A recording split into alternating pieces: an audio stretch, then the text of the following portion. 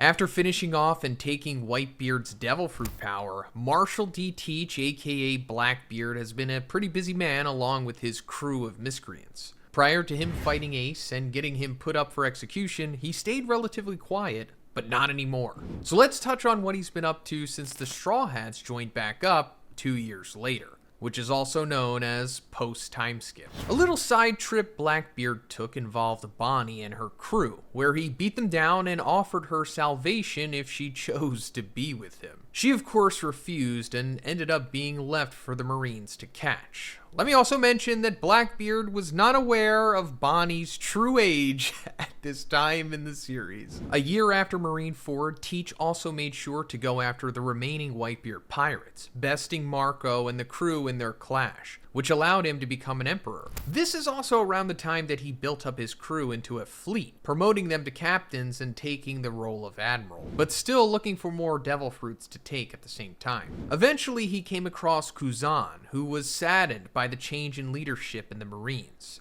and agreed to join him as one of the Titanic captains. Not that he was the only new member of this fleet. Next came the Rocky Port incident, where he fought to take over Hachinosu, because that's, his thing. But to do that, he had to face the former Rocks pirate Ochoku for ownership of the island. And he's grateful for Koby's unintended help getting the land for himself, since he may not have won otherwise. Oda was kind enough to explain the event since he knew it wouldn't be explicit in the series itself. So what had happened was Law was the first there, intending to get a poneglyph, but what happened instead is that he snuck on to Rocky Port, a massive ship that belonged to other pirates, who had a king and other nobles aboard as leverage. Because of that, he had to fight them. But coincidentally, Blackbeard and Koby also arrived, with the three groups ending up as accidental allies as they fought the smuggling pirates. In the end, Blackbeard got Hachinosu and turned it into the important place for his crew, and relied on the Marines to get it. This is just the first time that happens. He even became known as the king of the pirate island for what had happened, whereas Law became known as a warlord for his good deed,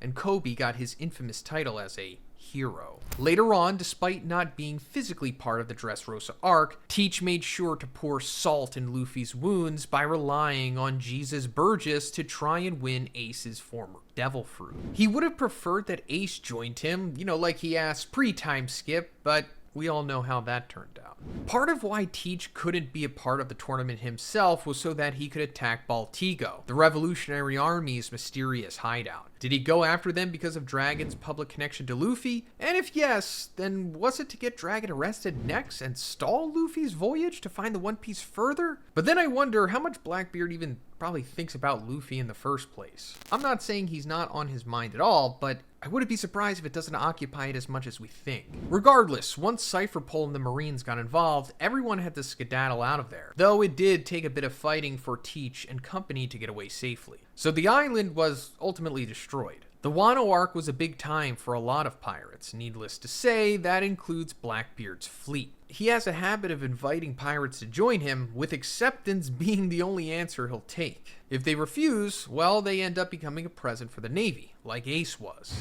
This happens with Gecko Moria, who Blackbeard wants on his crew. Instead, when Moria chose not to join him, he gets caught by the Marines. After the Reverie, there was a lot of changes, and not only for the royalty, but also for the pirates. The 7 warlords who had been working for the Navy were now no longer protected, and would be targeted just like any old pirate. That means people like Mihawk and Boa Hancock too. Knowing that, Teach wanted to get his hands on the Mero Mero no Mi from Hancock because of how overpowered and useful it is. Despite not having her looks or being a woman, which would make him more of a threat with it, Blackbeard went to Amazon Lily and attacked to get his hands on it anyway. The thing is, the Marines were there too, so a lot of stone men just littered the island. But the Mero Mero didn't work on Teach himself, so he tried to threaten Boa into giving it to him, leaving them at a stalemate. But first, let's talk about the sponsor of this video, Mecha Japan. Mecha Japan is an online store that sells products from major Japanese franchises like One Piece, Jujutsu Kaisen, Dragon Ball, Yu-Gi-Oh!, Pokemon, and many more, because they have over 30,000 high-quality products straight from Japan. You're going to be able to find rare or even very rare Japanese products exclusively on MechaJapan.com. And the best part is that they have great prices prices, offer worldwide shipping, and have an awesome customer service team that's very responsive and available to assist you in English. So of course I had to get something for myself from Metro Japan, as I always do, and this time I got the Crimson Masked Saiyan in his Super Saiyan Rose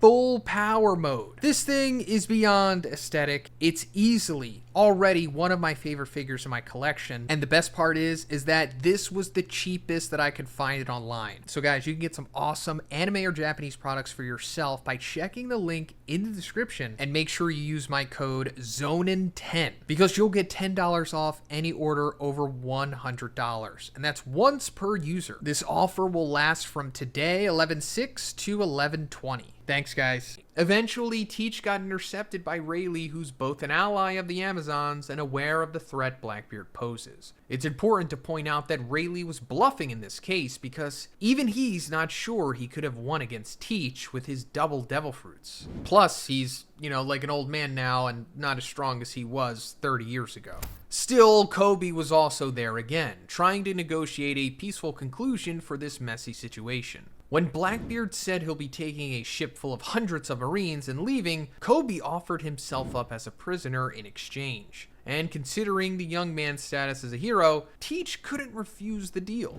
But I'm sure he was down about not getting another fruit for his collection. The other reason Koby was vulnerable to Teach was to have his status be used as a reason to get Hachinosu recognized, despite Koby being part of Sword, and therefore more expendable. But it's not just in the main story that Blackbeard keeps himself busy. Those short cover stories that most people ignore? Well, sometimes they contain important extra info. And one instance turns out to be important for Blackbeard's choices. He sent out 2 of his most powerful to capture Charlotte Pudding and bring her back. That's right, one of Big Mom's most important children was taken while she herself was missing in action, after being defeated at Wano. Going forward into the Egghead arc, Blackbeard is also keeping himself busy there too. We might not see him often, but when we do, boy is he making some risky moves. After Kaido and Big Mom are beat down and dropped into the magma on Wano, their status is basically considered unknown or deceased. And without the threat of 2 powerhouses looming, Blackbeard thought it would be a good idea to get the poneglyphs they were previously hoarding. Except, Teach didn't take into account that a certain other crew,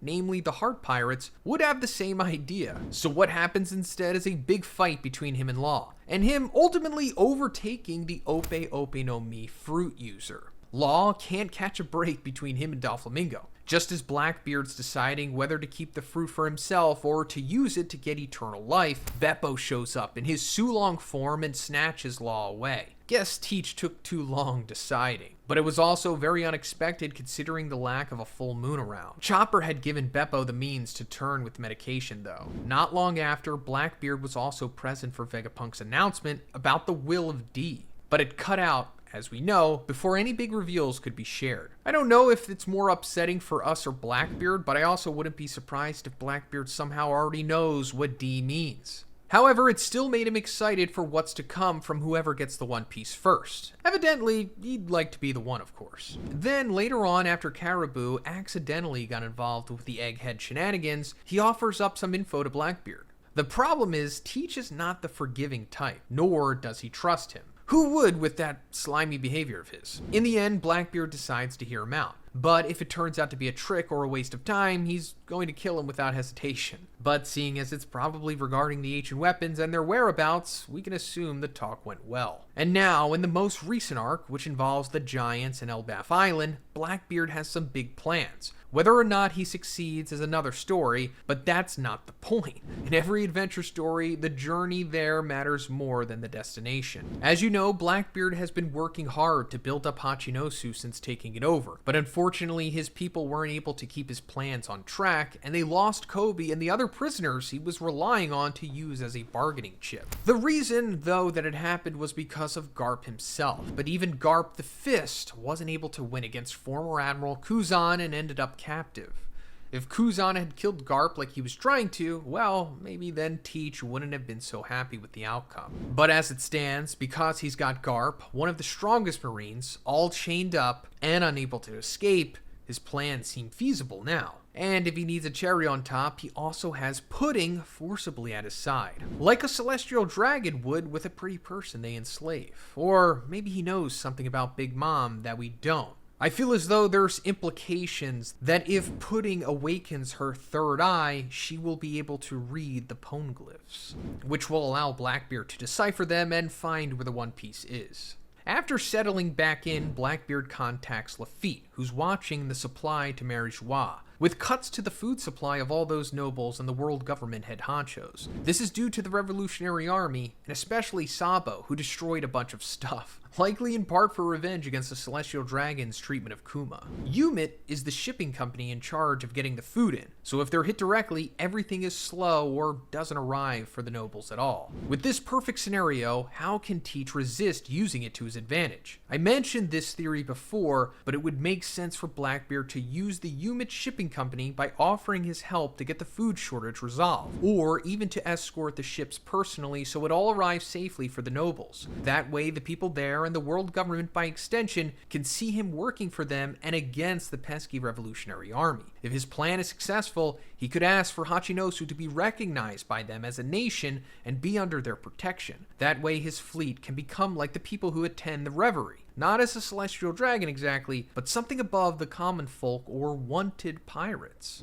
And with Blackbeard unaware of the dangers Emu poses, he could even try to reach the throne that he sits on. With enough patience and good behavior, that is. We also can't forget that Katarina Devon used her mythical Zoan Ninetails copying ability on Saturn, meaning that now she can impersonate him. This will surely be used by Blackbeard in some way, however it's going to be hard to figure out considering that Saturn is dead now and Figureland Garling took his place, but it is for sure going to come into play very soon. But let me know what you think about all of this stuff in the comments. Where do you think Blackbeard is headed with all of his planning? Will he ultimately sit on the empty throne, or will he even just straight up claim the One Piece before Luffy can? Let me know, and if you liked the video, please give it a like and please subscribe if you haven't already. Have a great day, and I'll see you in the next one.